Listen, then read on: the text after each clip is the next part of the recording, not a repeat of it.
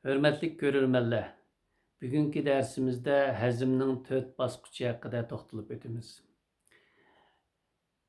Köpünçə nəzərimizdə şu yegen tamaq aşqazanda həzm boludu degan ko'z qarash bir qadar umumlashqan. Əməliyyatda aşqazandakı həzm bütün umumi həzmdəki dəslabki basqıcı, yengil qismi bo'lib hisoblanadi. Yani birinci həzm basqıcı aşqazanda tamamlandı. Aşqazan yeməkliklərini yumuşturuş, toşquzuş, saqlaş və su və şunun qoşuşuna ait yengil qismini həzm qilishqa məsul bo'lib, bu qismda 5 minutdan 8 minutgacha bo'lgan aralıqda sap su qismininki qonga o'tishini ta'minlaydi. Onundan başqa nəhayət yengil qismini dəslab qədimdə həzm qilishqa qatnashidi və bunu idora qiladi. Aşqazan asasen yeməkliklərini toşquzuş, toyğanlığını his qildirish, yumuşturuş, saqlatish, turg'izish və yengil qismini həzm qilishqa məsul a'zo hisoblanadi.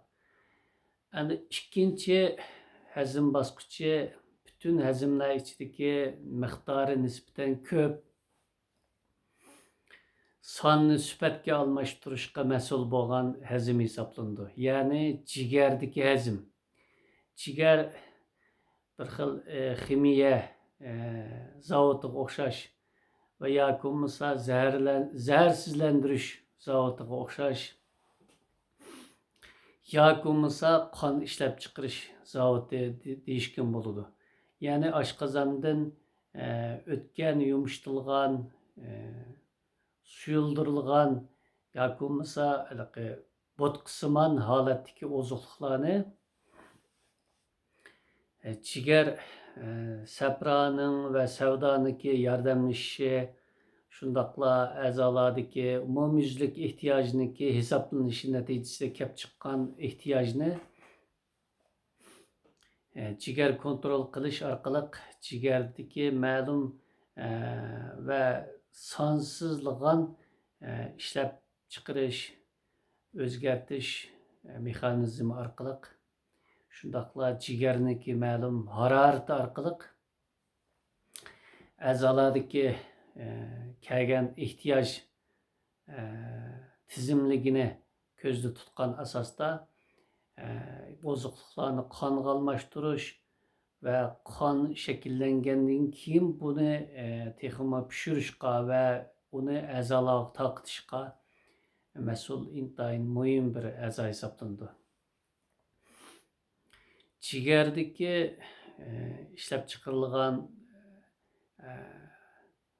yoki bo'lmasa inson badaniga keraklik deb ayrilgan bu suyuqlikning üstü qismidagi sog'ish qismi sapra, o'ttir qismidagi uningdan tönidagi qon, uningdan ostidagi oqish suyuqlik balg'am, uning tagidagi cho'kkan rangi biroz tutuq bo'lgan qismi savdo hisoblanadi. Bu hazmdagi eng muhim ve halkalı kısmı. Endi üçüncü kısmı bolsa, basqıcı bolsa, üçeyde orundu. Çoğun kichik üçeylerde orundu. Bu kısımda jigardan ötüp ketken, hazmdan qolib qolgan moddalar, shundaqla jigarda süzülüşke ulgurmagan, onunga imkon bo'lmagan. Yani nima degan gap? Ba'zi kishilarning jigar iqtidori yetarsiz bo'ladi. Şu xil moddalarni 3 ayda qayta shumirish, qaytadan tashirish, qaytadan yaxshi yomon yoki bo'lmasa kerakli keraksiz deb ayirishga 3 ay mas'ul bo'ldi. Bu qismda asosan shu mikro moddalarni ayirib chiqamiz, foydali qismiga aylantiramiz, ziyonli qismini ayiramiz. Shundaqla itirish kuchi orqali haydab chiqarishga mas'ul bo'lamiz. 3 ay mana shu funksiyaga ega. Ham 4-chi bosqichi hücrelerde, to'qilmalarda ayaqlashadi. Bu muhim bir hazm bosqichi. Ko'pincha kishilardagi shu kasalliklar qirg'an vaqtimizda shuni bayqaymizki, qini sovigan, yiligi sovigan, mikro qon aylanish aslab ketgan, ko'rinmas qildam tomirlardagi qon iqimi qiyinlashgan, shu sababdan kasallanganligini bayqaymiz. Nima uchun bunday oldu desa, bu kişilerde 4-chi hazm bosqichi yaxshi o'rinlanmaydi ekan. Ya'ni hücrelerde ve to'qilmalarda, çünkü bu yerlerde qilsimon tomirlar keng tarqalgan bo'ldi. Qilsimon tomirlarda to'saliq bo'lgan, ya'ni qini quyuqlashgan kişilerde 4-chi hazm yaxshi olmaydi. Shuning uchun kiloluk adamlarniki, ishib qolgandek adamlarning nima uchun amaliyotda hazmi nachar deb qarashimizda uniki kiloluk yoki semiz bo'lishi qaramayli, uniki 4-chi hazmi, ya'ni hücrelerdeki modda almışı nacharlashganligi uchun ziyonli moddalarni qaytirib atamaganligi ve yaxshi ozuqlarni hücrelerge tez taqtamağanligi uchun kişiler semriydi yoki ishib qolgandek bo'ldi. Shuning uchun hücrelerdeki hazmninki yaxshi bo'lishi kishini chiroyli, nurli qilib ko'rsatishga, simmetrik bedenning simmetrik bo'lishiga munosabatlik.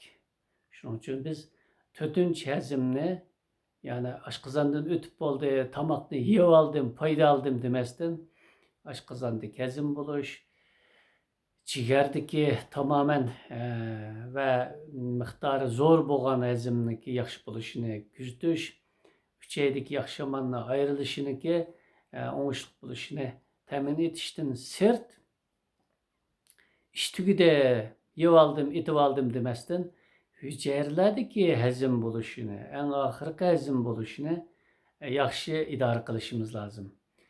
Yana bir diqqatli bir nokta shuki, hazm degan ishto deganlik emas. Yani yeb oldi, ichib oldi deganni hazm deb tushunish bo'lmaydi. Hazm ikki yoqlamalik ega. O'zlashtirish bilan tozalashni yaxshi ep berishni yaxshi hazm deb aytamiz. Shuning uchun o'zlashtirish bilan birga u yerda shakllangan axlatlarning tozalanishini cho'qim muhim bir ko'rsatkich xizmat deb tushunishimiz ve şunun qarta bedenimizni, a'zolarimizni yaxshi idora qilishimiz, chiniqishni izchillashtirishimiz, yemekning miqdorini muvofiq iste'mol qilishimiz, atiganlik yemek bilan tushlik kechki yemekninki tabiatini yaxshi kuzatishimiz, bir kunda o'xshash tabiatlik tomoqni bir kunniki 3 vaqt tomoqimizda yoki her kuni yoki bir necha kun uda bir xil tabiatlik yemekni iste'mol qilib a'zolarimizni zaharlamasligimiz lozim. Demek tomoqning miqdori, rangi, ta'mi, tabiati qatorliqlarga diqqat qilish orqali shu 4 bosqichlik hazmniki o'ngishli bo'lishini sharoit yaratib berishimiz.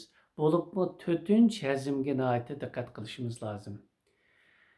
Bugungi leksiyamiz mushada oxirlashdi. Ko'rurmanlarning o'ttirhal yo'l tutish orqali tomoqni oz ve soz yeyishi, yeganga tushliq harakat qilishi, yeganga tushliq elga, xalqqa, insonlarga foydali ishlarni qilishini umid qilaman. Bugungi darsimiz mushagicha bo'lsin. Rahmat.